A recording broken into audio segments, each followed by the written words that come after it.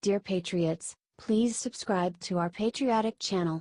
Like and share this video so your friends can see it. Thank you. Report: Mueller reaches indictment decision on Trump. On Wednesday, President Trump's lawyer Rudy Giuliani said that special counsel Robert Mueller's team admit that they can't indict a sitting president.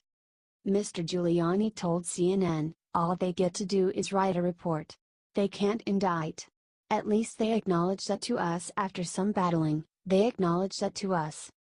So someone actually read the Constitution? What a refreshing development. Sadly, it took them long enough. These despots should have known that they could not indict sitting president before this nonsense the end. Especially with no evidence of even a crime committed. However, according to CNN, the conclusion is likely based on Justice Department guidelines and not a result of evidence gathered by Mr. Mueller's team.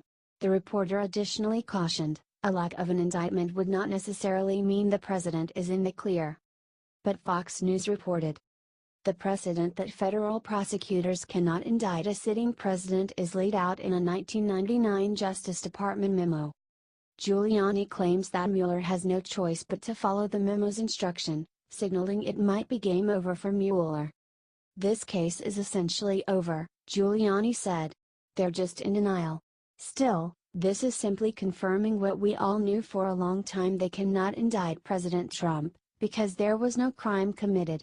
So by personal vendetta and heavy political bias, funded by American taxpayers, Mueller's legal Gestapo is now hell-bent on manufacturing a crime. The cornerstone of Mueller's indictments is a hoax. The Democrats are so very desperate that they are making big fools of themselves. It is already evident that Mueller is making a fool of himself, and anyone with a brain knows he's only doing all of this to keep Obama's crimes secret for as long as possible. What we really need is a lawyer with who will file a class action lawsuit against Robert Mueller for fraud. He's wasting our taxpayer money on an investigation without an underlying crime. What do you think? Share this article because the mainstream media will not report this.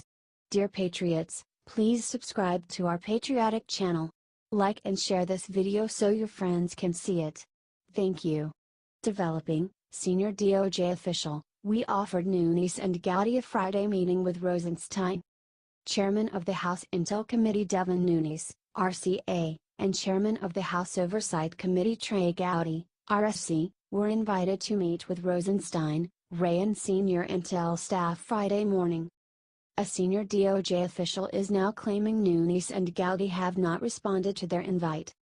Fox News producer, Jake Gibson is reporting a DOJ official claimed Nunes and Gowdy have not responded to the invitation extended to them for a Friday morning briefing. Gibson tweeted, senior DOJ official. Earlier in the week, Tuesday, we offered Chairman Nunes and Gowdy a meeting for Friday morning with the Deputy Attorney General Rod Rosenstein, FBI Director Chris Wray, and senior intelligence community staff. They have not responded to our invite. This is a strange development considering Nunes and Gowdy have been hounding Rosenstein to gain access to pertinent Mueller documents, including the Rosenstein memo. Facing contempt charges, Justice Department officials agreed to sit down with Nunes and Gowdy to come to a resolution last week. Nunes and Gowdy met with Rosenstein and other officials last Thursday in a classified briefing amid a standoff over pertinent Mueller-Russia documents being withheld by the swamp. We had a productive discussion today with officials from the Office of the Director of National Intelligence, Department of Justice, and FBI, in which we raised questions related to information requested from the intelligence community, Nunes and Gowdy said in a statement. The officials committed to holding further discussions of these matters, and we look forward to continuing our dialogue next week to satisfy the committee's request. Other things to consider. Judge Ellis was given access to the unredacted Rosenstein memo earlier Thursday in a sealed court filing. Ike Horowitz informed lawmakers on Capitol Hill Wednesday that his much-anticipated report on the FBI's handling of Hillary's investigation is in the final stages. Thanks to a leak, we know Inspector General Horowitz found reasonable grounds for believing there has been a violation of federal criminal law in the FBI's handling of the Hillary Clinton email investigation. Dear Patriots, Please subscribe to our patriotic channel. Like and share this video so your friends can see it. Thank you. The feds just busted Maxine Waters. Have fun in prison. California Democrat Maxine Waters has been on a mission to get Donald Trump impeached for quite some time now. Unfortunately for her, however, it's her who could be going down after her dirty little secret leaked. Right-wing news reported that it has just been revealed that Waters' daughter has gotten more than $600,000 working for her mother's campaign. Karen Waters has been on her mother's campaign payroll, Citizens for Waters, since 2006. She oversees an operation called Slate Mailers, or Endorsement Mailers. During the 2016 election cycle alone, Karen was paid nearly $70,000 by her mother's campaign. Waters has been focused on filling her own family's pockets instead of actually helping out her constituents, who desperately need it, as she represents one of the poorest districts in California. During her tenure, things have gotten much worse for her constituents, wrote Jesse Lee Peterson for WND.com in an article entitled "Time to Show Anti-Maxine the Door. Crime is out of control. Good jobs are gone. Public schools are failing to educate students. Illegal alien gang members are driving black citizens out of their neighborhoods, yet Maxine is spending taxpayer funds on a witch hunt." Waters represents California's 43rd district, which is also one of the poorest areas in Southern California.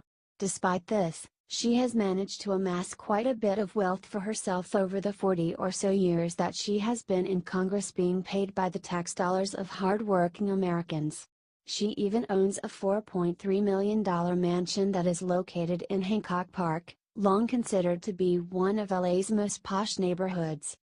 Waters' 6,000 square foot luxury estate is located far from the crime-ridden area she represents in South Central LA, an area that she refuses to live in herself.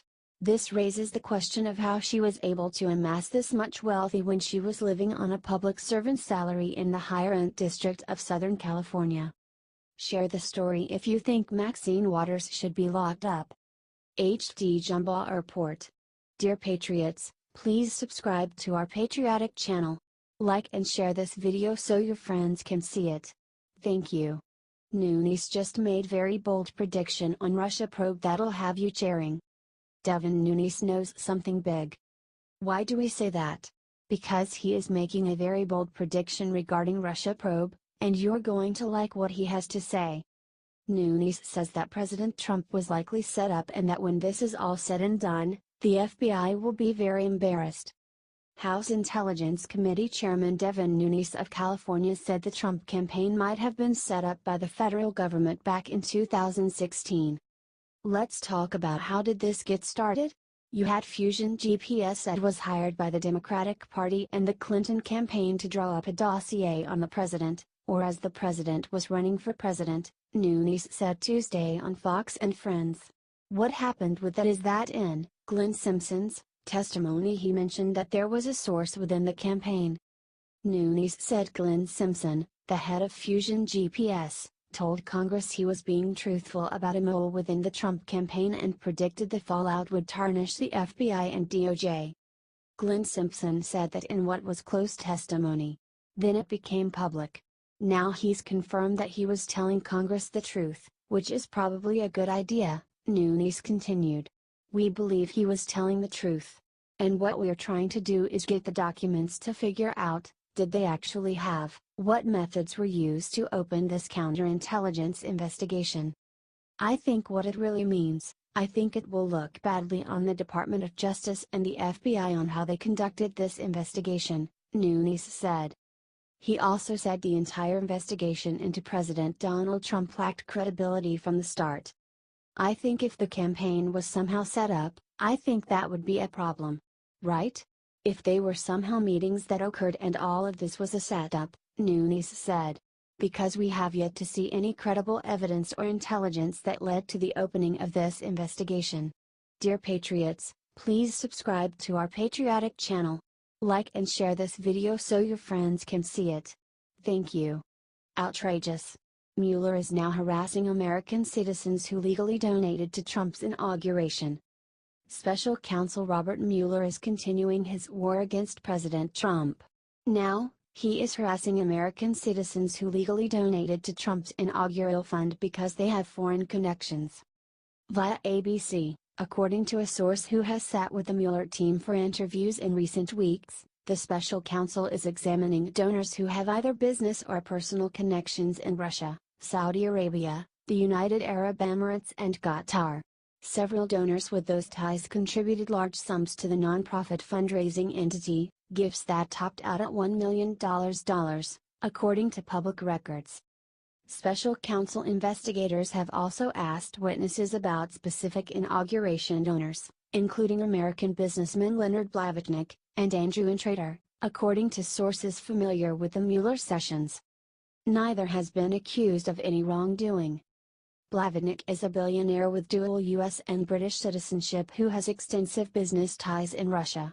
Blavatnik gave $1 million to the inaugural fund through his company, Access Industries, according to fake records.